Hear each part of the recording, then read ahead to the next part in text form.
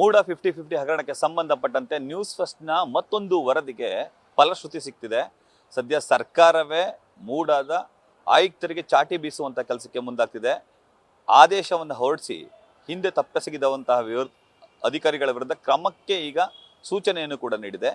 ಈ ಕುರಿತು ಮಾತಾಡಲಿಕ್ಕೆ ನಮ್ಮ ಜೊತೆ ದೂರದಾರರಂತಹ ಸ್ನೇಹಮಯಿ ಕೃಷ್ಣ ಅವರು ಇದ್ದವ್ರನ್ನ ಮಾತಾಡಿಸ್ತಾ ಹೋಗ್ತೀನಿ. ಸರ್, ಸದ್ಯ ಸರ್ಕಾರ ಚಾಟಿ ಬೀಸಿರೋದು ಸರ್, ಇದು ಏನು ಸರ್ ಇದು? ಸರ್, ಈ ಏನು ಮೋಡ ಪ್ರಕರಣ ಇದೆ ಅದು ಸದ್ಯದಲ್ಲೇ CBIಗೆ ವಹಿಸುವಂಥ ಒಂದು ಸೂಕ್ತ ಆದೇಶ ಮೊನ್ನೆ ಕರ್ನಾಟಕ ಉಚ್ಚ ನ್ಯಾಯಾಲಯದಿಂದ ಬರುವಂಥ ಸಂಭವ ಇರೋದ್ರಿಂದ ಈಗ ಅಧಿಕಾರಿಗಳು ಎಚ್ಚೆತ್ಕೊಳ್ತಾ ಇದ್ದಾರೆ.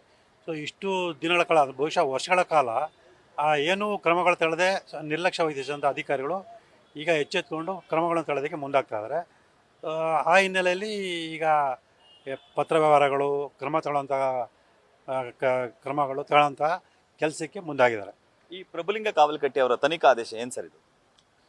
ಸರ್, ಅವರು ತನಿಖೆ ಯಾವ ಆದೇಶ ನನಗೆ ಸ್ಪಷ್ಟ ಗೊತ್ತಿಲ್ಲ. ಆದರೆ ಮೂಡಾದಲ್ಲಿ ಏನು ಅಕ್ರಮವಾಗಿ ನಿವೇಶನಗಳನ್ನು ಹಂಚಿಕೆ ಮಾಡಿರೋಂಥದ್ದು ಮತ್ತು ಹಲವಾರು ರೀತಿಯಲ್ಲಿ ಅಕ್ರಮಗಳ ವ್ಯವಹಾರ ನಡೆಸಿರೋದ್ರ ಬಗ್ಗೆ ಒಂದು ವರದಿಯನ್ನು ಕೊಟ್ಟು ಒಂದು ಇದು ಮಾಡಿದ್ರಂತ ಮಾಹಿತಿ ಇದೆ. ಅದ್ರ ಬಗ್ಗೆ ಕ್ರಮ ತಗೊಂಡ ನಂತರ ಗೊತ್ತಾಗುತ್ತೆ. ನಗರಾಭಿವೃದ್ಧಿ ಇಲಾಖೆ ಕಾರ್ಯದರ್ಶಿ ಲತಾ ಅವರು ಸದ್ಯ ಈ ತನಿಖಾ ಆದೇಶವನ್ನು ಮಾಡಿರೋದು ಸರ್.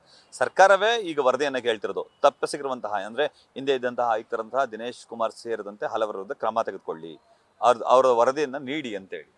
ಸರ್, ನಾನು ನಗರಾಭಿವೃದ್ಧಿ ಇಲಾಖೆಯ ಅಧಿಕಾರಿಗಳಿಗೆ ಸ್ಪಷ್ಟೀಕರಣ ಹಾಕೊಂಡು ಕೇಳಿ ಒಂದು ಮನವಿ ಪತ್ರನ ಕೊಡೋದೆ ಮತ್ತು ಎಚ್ಚರಿಕೆಯನ್ನು ಕೂಡ ಕೊಟ್ಟಿದ್ದೆ. ಸೊ ಇಲ್ಲಿ ಮೈಸೂರು ನಗರಾಭಿವೃದ್ಧಿ ಪ್ರಾಧಿಕಾರಕ್ಕೆ ಸಂಬಂಧಪಟ್ಟಂತೆ ಸಾಕಷ್ಟು ವರದಿಗಳನ್ನು ಕೊಟ್ಟಿದ್ರು ಕೂಡ ಅಲ್ಲಿ ಅಕ್ರಮ ವ್ಯವಹಾರ ನಡೆದಿರೋದು ಸಾಕಷ್ಟು ಗಮನಕ್ಕೆ ಬಂದಿರೋ ಕೂಡ ನೀವು ಯಾಕೆ ಇದುವರೆಗೂ ಕ್ರಮ ತಗೊಂಡಿಲ್ಲ, ಇದ್ರ ಬಗ್ಗೆ ಒಂದು ನಿಮ್ಮ ಮೇಲೆ ಯಾಕೆ ಕ್ರಮ ತಗೊಳ್ಳಬಾರದು ಅನ್ನೋದ್ರ ಬಗ್ಗೆ ಒಂದು ಸ್ಪಷ್ಟೀಕರಣ ಕೊಡಿ ಕೂಡ ನಾನು ಪತ್ರವನ್ನು ಬರೆದೆ.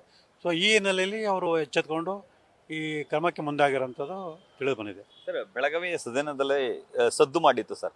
ಅಂದರೆ ದಿನೇಶ್ ಕುಮಾರ್ ಅವ್ರನ್ನ ಅಮಾನತು ಮಾಡಲಾಗಿದೆ ಅಂತೇಳಿ ಖುದ್ದು ಸಚಿವರೇ ಒಪ್ಕೊಳ್ಳುವಂಥ ಕೆಲಸಕ್ಕೆ ಮುಂದಾಗಿದ್ರು. ಈಗ ನೀಡಿರುವಂತಹ ಅಂದರೆ ತನಿಖೆಗೆ ಸೂಚಿಸಿರುವಂತಹ ಆದೇಶ ಪತ್ರದಲ್ಲೂ ಕೂಡ ದಿನೇಶ್ ಕುಮಾರ್ ಅವರ ಹೆಸರು ಉಲ್ಲೇಖ ಇದೆ ಸರ್. ಅವರ ಕಾಲಾವಧಿಯಲ್ಲಿ ಇರುವಂತಹ ಅಧಿಕಾರಿಗಳ ವಿರುದ್ಧ ಅಂತೇಳಿ ಯಾರ್ಯಾರ ಕಾಲಾವಧಿಯಲ್ಲಿ ಎಷ್ಟೆಷ್ಟು ಅಕ್ರಮಗಳಾಗಿದ್ದು ಅನ್ನೋದನ್ನು ಕೂಡ ಅವರು ಸ್ಪಷ್ಟವಾಗಿ ಉಲ್ಲೇಖಿಸುವಂಥ ಕೆಲಸಕ್ಕೆ ಮುಂದಾಗಿದ್ದಾರೆ. ಏನು ಕ್ರಮಕ್ಕೆ ಆಗ್ರಹಿಸ್ತೀರಿ ಸರ್ ಈ ಸಂದರ್ಭಕ್ಕೆ? ಈಗ ದಿನೇಶ್ ಕುಮಾರ್ ಅವರು ಅಮಾನತಾಗಿದೆ, ಉಳಿದಂತೆ ಸರ್ ಉಳಿದ ಎಲ್ಲರ ಮೇಲೂ ಕೂಡ ಅಮಾನತು ಮಾಡಬೇಕು ಮತ್ತು ಇಲಾಖೆ ವಿಚಾರಣೆ ನಡೆಸಿ ಅವ್ರ ವಿರುದ್ಧ ಕಾನೂನು ಕ್ರಮ ತಗೊಳ್ಬೇಕು. ಮತ್ತು ತಪ್ಪಿತಸ್ಥ ಅಧಿಕಾರಿಗಳ ವಿರುದ್ಧ ಈಗಾಗಲೇ ಪ್ರಕರಣ ದಾಖಲಾಗಿದೆ. ಸೊ ಅದರಲ್ಲಿ ಅವರು ಆರೋಪಗಳಾಗಿ ಶಿಕ್ಷೆಯನ್ನು ಅನುಭವಿಸುವಂಥ ಕೆಲಸ. ಸೊ ಅಲ್ಲಿ ನನ್ನ ಒಂದು ಅರ್ಜಿಯ ಮೇಲೆ ಅದು ಮುಂದುವರಿಯುತ್ತೆ.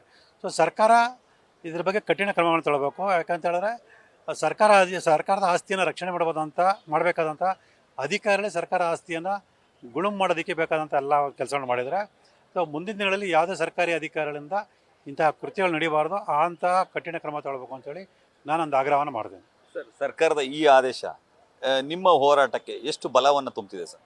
ಸರ್, ಇದು ಹೆಚ್ಚಿನ ಬಲ ಸಿಗುತ್ತೆ ಸರ್. ಯಾಕಂತ ಹೇಳಿದ್ರೆ ನಾನು ಮಾಡಿರೋ ಆರೋಪ ಸುಳ್ಳು, ಅದಕ್ಕೆ ಯಾವುದೇ ಸಾಕ್ಷ್ಯಗಳಿಲ್ಲ ಅಂತೇಳಿ ಕೆಲವು ಏನು ಆರೋಪ ಮಾಡ್ತಿದ್ರು. ಸೊ ಅವ್ರಿಗೆ ಇದೊಂದು ಸ್ಪಷ್ಟ ಉತ್ತರ ಅಂತ ಹೇಳ್ಬೋದು. ನಿಮ್ಮ ಮುಂದಿನ ಹೋರಾಟಗಳು ಹೇಗಿರ್ತವೆ ಸರ್? ಹೋರಾಟ ಅದಕ್ಕೆ ನಿರಂತರ ಮುಂದುವರ್ಕೊಂಡು ಹೋಗ್ತಾ ಇರುತ್ತೆ. ಇದೇ ರೀತಿ ಕ್ರಮಗಳಾಗ್ತಾ ಹೋಗುತ್ತೆ. ಒಂದು ದೊಡ್ಡ ಮಟ್ಟದಲ್ಲಿ ಕ್ರಮಗಳಾಗಿ ಹಲವಾರು ಅಧಿಕಾರಿಗಳು, ನೌಕರರು ಜೈಲಿಗೆ ಹೋಗುವಂತಹ, ಶಿಕ್ಷೆ ಒಳಗುವಂತಹ ಮತ್ತು ಇವ್ರ ಜೊತೆಗೆ ಅಧಿಕಾರದಲ್ಲಿರ್ತಕ್ಕಂಥ ಪ್ರಭಾವಿ ವ್ಯಕ್ತಿಗಳು ಕೂಡ ಜೈಲಿಗೆ ಹೋಗುವಂಥ ಎಲ್ಲ ಒಂದು ಸಂದರ್ಭವನ್ನು ಈ ರಾಜ್ಯದ ಜನತೆ ಕಾಣ್ತಾರೆ. Thank you sir. ಇದಿಷ್ಟು ದೂರದಾರರಂತಹ ಸ್ನೇಹಮಯಿ ಕೃಷ್ಣ ಅವರ ಮಾತುಗಳು. ಕ್ಯಾಮ್ರಾಮನ್ ವಿನಯ್ ಜೊತೆ Ravi Bandavapura, news first, Mysuru. News first, ನಿರ್ಭೀತಿಯಿಂದ ನಿಮ್ಮ ಪರವಾಗಿ.